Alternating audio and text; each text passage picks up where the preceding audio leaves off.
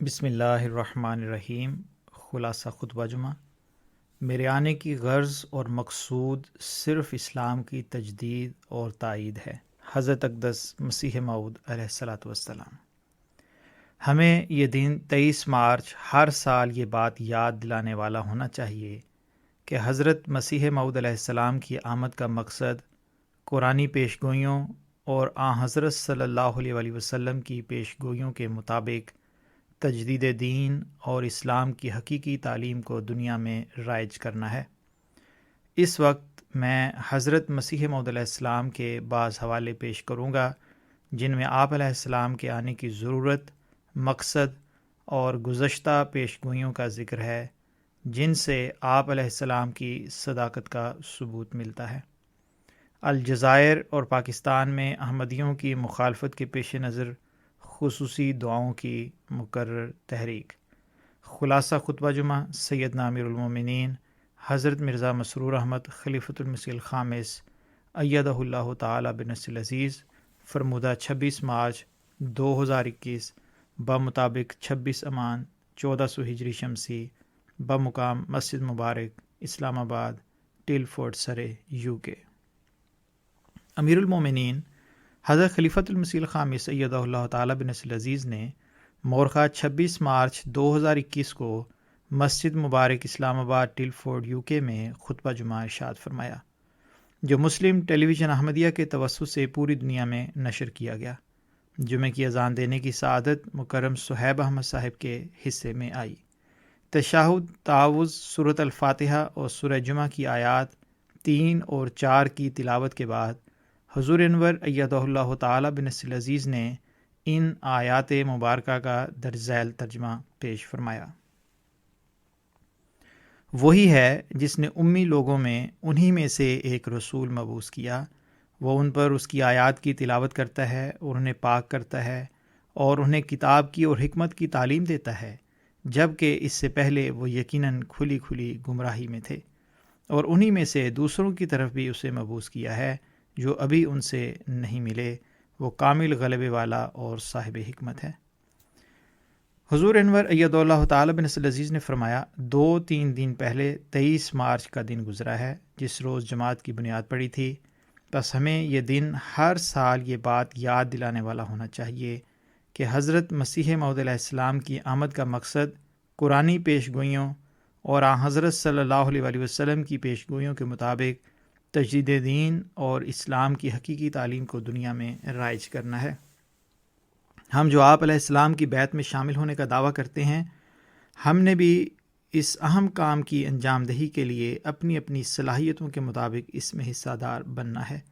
بھٹکی ہوئی انسانیت کا تعلق خدا تعالیٰ سے جوڑنے اور بندوں کو دوسروں کے حقوق ادا کرنے کی طرف توجہ دلانی ہے، اور ظاہر ہے کہ اس کے لیے سب سے پہلے ہمیں اپنی اصلاح کرنی ہوگی۔ اس وقت میں حضرت مسیح موعود علیہ السلام کے بعض حوالے پیش کروں گا جن میں آپ علیہ السلام کے آنے کی ضرورت، مقصد اور گزشتہ پیشگوئیوں کا ذکر ہے جن سے آپ علیہ السلام کی صداقت کا ثبوت ملتا ہے۔ جماعت میں صحابہ جیسی پاک تبدیلیاں پیدا ہونے اور ان تکلیفوں سے گزرنے کا ذکر ہے جن سے صحابہ گزرے۔ ہمیں ہر وقت ان باتوں کو سامنے رکھنا چاہیے تاکہ من حیث الجماعت ہم ترقی کرنے والے ہوں۔ جو آیات میں نے تلاوت کی ہیں ان کی وضاحت میں حضرت مسیح موعود علیہ السلام فرماتے ہیں کہ اس آیت کا ماحصل یہ ہے کہ خدا وہ خدا ہے جس نے ایسے وقت میں رسول بھیجا کہ لوگ علم اور حکمت سے بے بہرا ہو چکے تھے۔ اس رسول نے ان کے نفسوں کو پاک اور علم الکتاب اور حکمت سے مملو کیا۔ پھر فرمایا، ایک گروہ اور ہے جو آخری زمانے میں ظاہر ہوگا، وہ بھی اول تاریکی اور گمراہی میں ہوں گے اور علم اور حکمت اور یقین سے دور ہوں گے، تب خدا ان کو بھی صحابہ کے رنگ میں لائے گا، یہاں تک کہ ان کا صدق اور یقین بھی صحابہ کے صدق اور یقین کی مانند ہو جائے گا۔ حضور انور نے فرمایا کہ صحابہ کا سا یقین ہے جو ہمیں حضرت مسیح علیہ السلام کی بیعت میں آ کر خدا تعالیٰ، حضرت صلی اللہ علیہ وآلہ وسلم، اسلام اور آپ علیہ السلام کی صداقت پر ہونا چاہیے۔ آج کل میں صحابہ کے حالات خطبات میں بیان کر رہا ہوں، مثالیں ہمارے سامنے ہیں۔ آپ علیہ السلام فرماتے ہیں کہ حدیث صحیح میں سے ہے کہ حضرت صلی اللہ علیہ وآلہ وسلم نے اس آیت کی تفسیر کے وقت سلمان فارسی کے کندھے پر ہاتھ رکھا اور فرمایا کہ اگر ایمان سریا پر بھی اٹھ گیا تب بھی ایک آدمی فارسی الاصل اس کو واپس لائے گا۔ آخری زمانہ جس کی نسبت لکھا ہے کہ قرآن آسمان پر اٹھایا جائے گا، یہی وہ زمانہ ہے جو مسیح موعود کا زمانہ ہے۔ صلیبی حملے، جسے دوسرے لفظوں میں دجالی حملہ کہتے ہیں، جس کی نسبت آثار میں ہے کہ بہت سے نادان خدائے واحد کو چھوڑ دیں گے اور بہت سے لوگوں کی ایمانی محبت ٹھنڈی ہو جائے گی، تب مسیح موعود کا بڑا بھاری کام تجدید ایمان ہوگا۔ اور اسی کی جماعت کے حق میں یہ آیت ہے، وآخرین منہم لما یلحقوا بہم۔ اس آیت کے معنی یہ ہیں کہ کمال ضلالت کے بعد ہدایت اور حکمت پانے والے دو ہی گروہ ہیں، اول صحابہ حضرت صلی اللہ علیہ وسلم، اور دوسرا گروہ وہ مسیح موعود کا گروہ ہے، کیونکہ یہ گروہ بھی صحابہ کی مانند حضرت صلی اللہ علیہ وسلم کے معجزات کو دیکھنے والا ہے۔ فرمایا آج کل 1300 برس بعد حضرت صلی اللہ علیہ وسلم کے معجزات کا دروازہ کھل گیا اور لوگوں نے اپنی آنکھوں سے کسوف و خسوف رمضان میں مشاہدہ کیا۔ پھر ذوالسنین ستارہ بھی ہزاروں انسانوں نے نکلتا ہوا دیکھ لیا۔ ایسا ہی جاوا کی آگ، طاعون کا پھیلنا، حج سے روکے جانا، ملک میں ریل کا تیار ہونا، اونٹوں کا بیکار ہونا، یہ تمام حضرت صلی اللہ علیہ وسلم کے معجزات تھے جو اس زمانے میں اسی طرح دیکھے گئے۔ ہماری جماعت کو صحابہ سے مشابہت ہے، وہ معجزات اور نشانوں کو دیکھتے ہیں جیسا کہ صحابہ نے دیکھا۔ وہ خدا کی راہ میں لوگوں کے ٹھٹھے اور ہنسی اور لعن طعن اور طرح طرح کی دل آزاری اور بد زبانی وغیرہ کا صدمہ اٹھا رہے ہیں جیسا کہ صحابہ نے اٹھایا۔ بہتیرے ان میں سے ہیں کہ نماز میں روتے اور سجدہ گاہوں کو آنسوؤں سے تر کرتے، سچی خوابوں اور الہام الہی سے مشرف ہوتے، اور اپنے محنت سے کمائے ہوئے مالوں کو خدا تعالیٰ کی مرضات کے لیے صحابہ کی طرح خرچ کرتے ہیں۔ غرض اس جماعت میں وہ ساری علامتیں پائی جاتی ہیں جو آخرین منہم کے لفظ سے مفہوم ہو رہی ہیں۔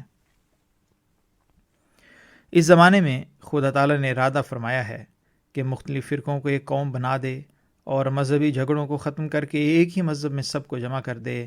اس آخری زمانے کے بارے میں قرآن شریف میں کئی نشان لکھے ہیں، مثلا نہروں کا نکلنا، زمینی علوم اور معدنیات کا ظاہر ہونا، اونٹوں کا بیکار ہونا، کتابوں کی بکثرت اشاعت، ملاقاتوں کے سہل طریق کی دریافت، چاند اور سورج گرہن، طاعون کا پھیلاؤ وغیرہ۔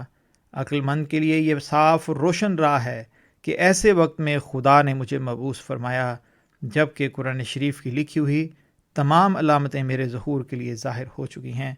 آپ علیہ السلام اپنے دعوے کے متعلق فرماتے ہیں کہ میں وہ شخص ہوں جو عین وقت پر ظاہر ہوا۔ کیا زمین پر کوئی ایسا انسان زندہ ہے جو نشان نمائی میں میرا مقابلہ کر کے مجھ پر غالب آ سکے؟ مجھے اس خدا کی قسم جس کے ہاتھ میں میری جان ہے کہ اب تک 2 لاکھ سے زیادہ میرے ہاتھ پر نشان ظاہر ہو چکے ہیں، اور 10,000 کے قریب لوگوں نے پیغمبر صلی اللہ علیہ وسلم کو خواب میں دیکھا، اور آپ صلی اللہ علیہ وسلم نے میری تصدیق کی۔ سچی بات یہی ہے کہ مسیح موعود کا کام یہی ہے کہ وہ لڑائیوں کے سلسلے کو بند کرے اور قلم، دعا، توجہ سے اسلام کا بول بالا کرے گا۔ افسوس ہے کہ لوگوں کی یہ بات سمجھ نہیں آتی، اور جس قدر توجہ دنیا کی طرف ہے دین کی طرف نہیں۔ دنیا کی آلودگی اور ناپاکیوں میں مبتلا ہو کر یہ امید کیوں کر سکتے ہیں کہ ان پر قرآن کریم کے معارف کھولیں؟ میرے آنے کی غرض اور مقصود صرف اسلام کی تجدید اور تائید ہے۔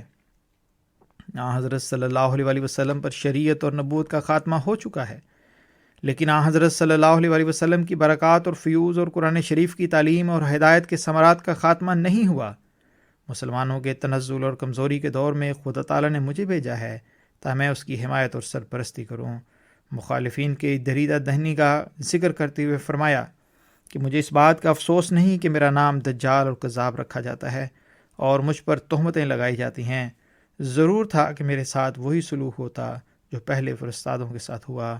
میں نے تو ان مصائب اور شدائد کا کچھ بھی حصہ نہیں پایا جو ہمارے سید و مولا صلی اللہ علیہ وسلم کی راہ میں آئیں۔ میں نے پورے طور پر اس طریق کو پیش کیا ہے جو اسلام کو کامیاب اور دوسرے مذاہب پر غالب کرنے والا ہے۔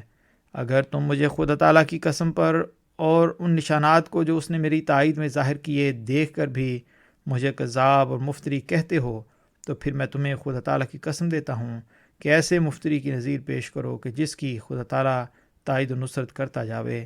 میں خدا کی قسم کھا کر کہتا ہوں کہ میں صادق ہوں، اللہ تعالیٰ ہر مقدمہ اور ہر بلا میں مجھے نصرت دیتا ہے، اور اس نے لاکھوں انسانوں کے دل میں میری محبت ڈال دی ہے۔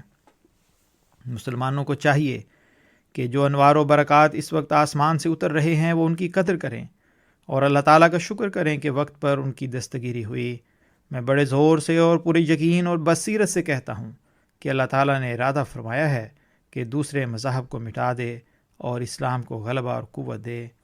اگر میں حضرت صلی اللہ علیہ وسلم کی امت نہ ہوتا اور آپ صلی اللہ علیہ وسلم کی پیروی نہ کرتا، تو اگر دنیا کے تمام پہاڑوں کے برابر میرے اعمال ہوتے تو پھر بھی میں کبھی شرف مکالمہ مخاطبہ ہرگز نہ پاتا، کیونکہ بجز محمدی نبوت کے سب نبوتیں بند ہیں۔ وہ کام جس کے لیے خدا نے مجھے مامور فرمایا ہے وہ یہ ہے کہ خدا اور اس کی مخلوق کے رشتے میں جو قدورت واقع ہو گئی ہے اس کو دور کر کے محبت اور اخلاص کے تعلق کو دوبارہ قائم کروں۔ حضور انور نے فرمایا کہ خدا کرے کہ دنیا میں بسنے والے لوگ، خاص طور پر مسلمان، اس حقیقت اور آپ علیہ السلام کے دعوے کو سمجھنے والے ہوں اور جلد وہ مسیح و مہدی کی بیعت میں آ جائیں۔ خطبے کے آخر میں حضور انور نے پاکستان اور الجزائر کے احمدیوں کے لیے دعا کی تحریک کرتے ہوئے فرمایا کہ پاکستان میں ہر روز کوئی نہ کوئی واقعہ ہو جاتا ہے، اسی طرح الجزائر میں بھی حکومت کے بعض اہلکاروں کی نیت نیک نہیں لگ رہی۔ اللہ تعالیٰ دنیا کے ہر ملک میں ہر احمدی کو اپنی حفاظت میں رکھے۔